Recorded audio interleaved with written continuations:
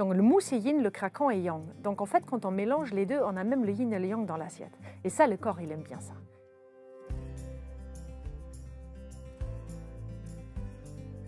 La corrélation qu'il y a entre les organes et les émotions permet vraiment de replacer l'être humain dans cette interaction entre les défaillances énergétiques du corps qu'on a tous. En fait, on a tous un terrain qui fait que en fait, une chose fonctionne plus ou moins bien. On dit que jusqu'à 30 ans, j'ai déjà entendu ça, que le corps à peu près, il peut manger tout et faire le ménage. Mais à partir de la trentaine...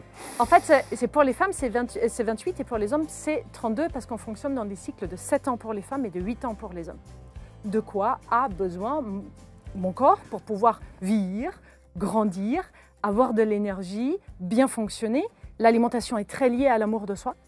J'ai vraiment envie d'avoir une autre approche à l'alimentation qui est vraiment de placer l'homme dans la façon de se nourrir, c'est-à-dire partir de son terrain, qui il est, de quoi il a besoin, de quoi a besoin son corps. Vous écrivez dans le livre La cuisine du bon sens, en 100 ans en Europe, on a multiplié notre consommation de sucre par 10. Oui. C'est énorme. C'est énorme. Et ce n'est pas forcément le sucre au quotidien, dans ce qu'on rajoute dans notre thé, les bonbons qu'on mange, ce genre de choses, mais c'est le sucre qui est rajouté dans l'alimentation. Mais il y a surtout une chose qu'on ne filtre pas dans l'eau, ce sont les médicaments. On ne sait pas les filtrer, on ne les filtre pas. Donc en fait, dans n'importe quelle eau du robinet, il y a des antidépresseurs, de la chimiothérapie, beaucoup d'hormones féminines qui aujourd'hui féminisent la population des poissons. Et on commence à avoir l'impact sur les hommes masculins, en fait, sur la jante masculine. C'est pour ça que maintenant on dit, on ne sait plus si on doit dire il ou elle, on dit elle. Je pense que ça en fait partie, mais je pense que ça en fait partie en fait.